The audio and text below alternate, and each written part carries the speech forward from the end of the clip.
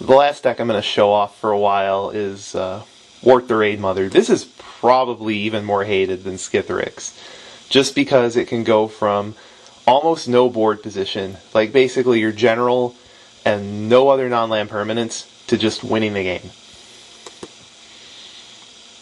Basically, as long as she's out and you have enough creatures, every instant and sorcery spell you cast is doubled.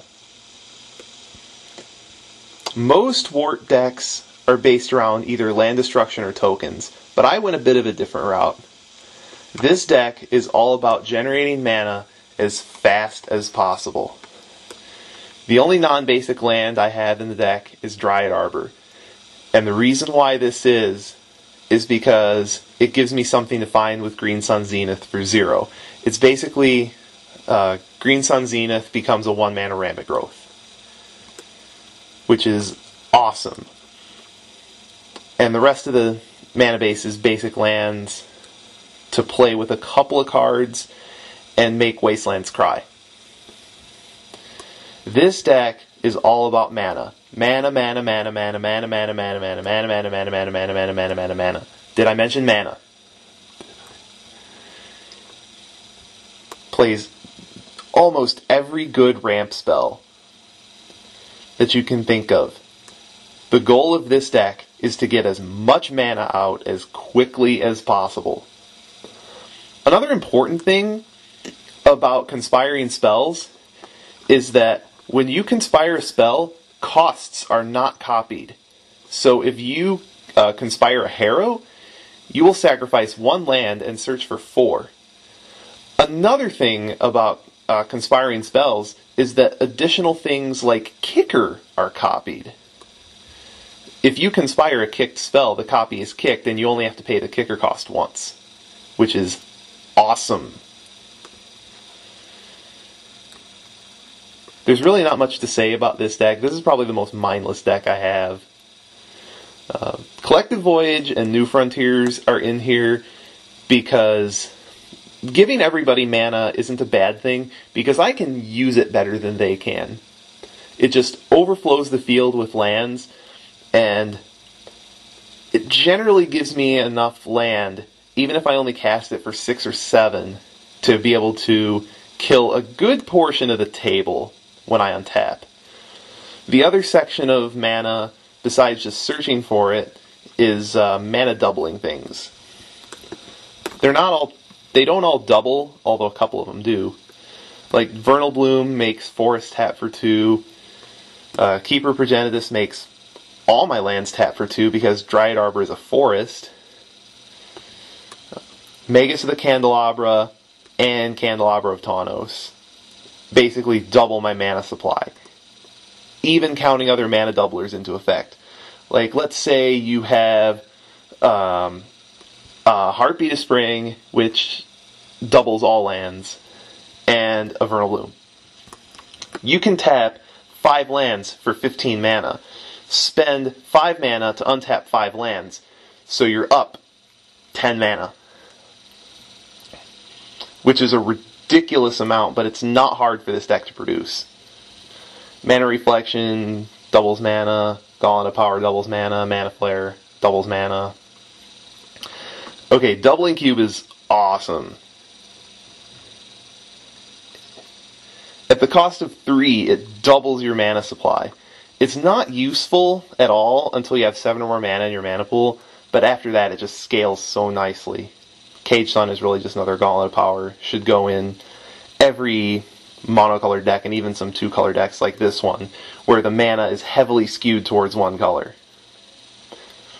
And there are a few other things I have for mana as well. Like Oracle of Moldiah is card advantage in a way, because she lets me play extra lands off the top of my library. And just lets me play extra lands. Exploration lets me play an additional land every turn. Lotus Cobra is particularly sick in here because whenever you cast a ramp spell, Lotus Cobra generates mana. And what are you going to do with that mana? You're going to cast more ramp spells, which gets you more mana.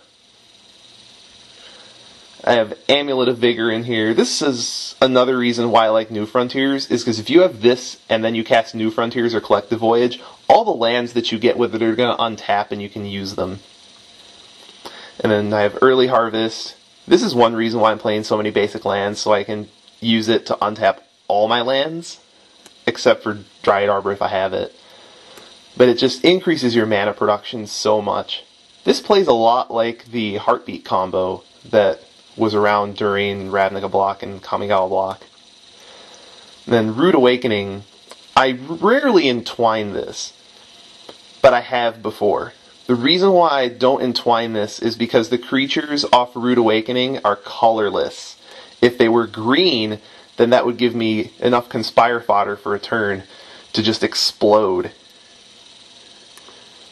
Another neat thing about Early Harvest and Rude Awakening is if you Conspire them, you can go, okay, there's 2 copies of Rude Awakening on the stack, float any mana I have, let the first one resolve, untap all that mana, then with the original on the stack, float the mana. So it basically gives you however much mana you have, double. Since we're in red-green, we don't have a lot of tutors, but I'm using what I can. Most of them are creature tutors, like Green Sun Zenith, I mentioned before. Amazing card, even makes it to Legacy. And Legacy is actually the reason why Dryad Arbor foils are getting expensive. They're up to about $10. It's not EDH, people, it's Legacy. We have Primal Command, which basically says search, put troublesome permanent away and search for what you want. For instance, if you need to find red mana, you can have Primal Command search for Primeval Titan. If you need a mana doubler, you can search for Keeper Progenitus. If you need a win condition, you can search for Avenger of Zendikar. If you need to draw cards, you can search for Regal Force. That's why I have so many creature tutors in here. I have Planar Portal, because this deck has 12 mana floating around. That's nothing. Nothing for this deck. 12 mana Demonic Tutor. Not too bad, I guess. When you have this much mana floating around anyway. And Gamble, which it's a really unique card in the fact that it's a red tutor, but there's a risk with it. And this has happened before. When you cast Gamble, you might end up discarding the card you searched for. It doesn't happen too often. Basically, if you have at least 4 cards in your hand, you can safely cast this and have a good chance at getting the card you want. But anything less, you should just hold on to it and wait for another draw spell. Speaking of draw spells, I do play quite a few in here. And they're all big. Harmonize, when conspired, draws 6. Regal Force is more like an engine than a draw spell with the amount of cards you draw. My favorite conspired Green Sun target is usually Avenger of Zendikar Regal Force, because that will typically draw you 10 cards minimum. And if you can't win the game after drawing 10 cards, you either got absurdly unlucky or something went wrong. Wheel of Fortune is great because you can dump all your ramp spells and then cast that to get a new hand and play your new hand. Slate of Ancestry is just another Regal Force. Rites of Flourishing, I'm not including Hauling Mine in here. I used to have it in here, but I took it out because it was too slow. Because even if Rites of Flourishing gets blown up, I can still have a second land to play, so I got some benefit out of it. And if it comes around, it usually sticks around because it helps everybody. But it just accelerates the game. Collective Unconscious is yet another Regal Force that can be conspired. So with this, you should draw 6 cards minimum, usually more. And Diviner's Wand may seem a bit of an odd pick, considering the only wizard in the deck is Magus of the Candelabra. But the main reason it's in here is for 4 draw a card. When you have this much mana, you can afford to play really inefficient draw, even if it's something like this. I have a little bit of recursion in the deck as well. When you conspire Nostalgic Dreams, it copies the X. So it turns that into card advantage. Basically, dump 2 cards, get your whole graveyard back. Praetor's Council. If you conspire Praetor's Council, you can actually cast instants in between the 2 Praetor's Councils resolving and get all your cards back anyway. This is particularly potent with early harvest. And Beast Within is the most recent addition to the deck. It's basically get rid of the one permanent that's keeping me from winning the game. I also have things that copy spells other than Wort, like Fork, Reverberate, and Mirari. Mirari is basically another copier. Instead of tapping 2 creatures, you pay 3. And with the amount of mana this deck makes, it's not hard to have the mana to pay for that. Now here's how we actually win the game. We have 6 win conditions that are primarily creature-based, and 6 win conditions that are primarily burn-based. We have 6 X-Burn spells to contend with here. We have Fanning the Flames, which is an X-Burn with buyback, so you can kill multiple people with it. We have Rolling Thunder, which is X damage divided however you choose, can kill multiple people. Comet Storm is the big one, because all you need to multi-kick it is the number of opponents you have, and it deals that much damage to each of them. So it's probably the most efficient kill card you have. Fireball is a classic. When Channel was legal in Commander, I used to run it, but it's not legal anymore, obviously because of Eldrazi. Banefire says, against blue, you can't counter me. Got a Mindbreak Trap? If not, you're dead. Caravex Torch is in here for the same reason. It's difficult to counter.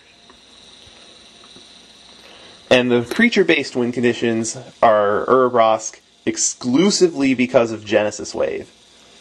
The reason why I'm including him is because one thing I found is when I cast a Genesis Wave, I would make these massive plant tokens with Avenger of Zendikar, because if you stack the triggers correctly, basically put the pump triggers on the stack first, and then put the token production trigger on the stack, because all those lands will see the Avenger on the field at the same time after Genesis Wave. The problem is all those tokens are summon sick, and then someone wraths, and you're like, well, damn. Well, Urabrosk solves that problem. The reason why I'm not playing Fires instead, even though it's cheaper, is because Urabrosk is more tutorable in this deck. Goblin Offensive is mainly to get around annoying things like Leyline of Sanctity, Ivory Mask, anything that gives Shroud. Gelatinous Genesis is a really funny card in this deck. It scales extremely well after casting it for 3. How about casting it for 20? So you have 20 oozes now, and 2 of them connecting is probably lethal. Avenger of Zendikar I've discussed at length. I'm actually getting kind of tired of this card, to be honest, because it just goes... One card says, oh, I have massive board position. That gets bigger as long as the Avenger is around. And Wolfbriar Elemental is another one of my favorites. This is another reason why most of my mana sources are green, because I can just funnel enough green into this guy to make 40, 50 wolves and just go nuts with them. And I've already talked about Genesis Wave. This is probably my most competitive deck. If you were to see me at a Commander tournament, this is probably what I would run. It's relatively good against blue decks, it's pretty fast, and it doesn't garner that much hate simply because it's not blue.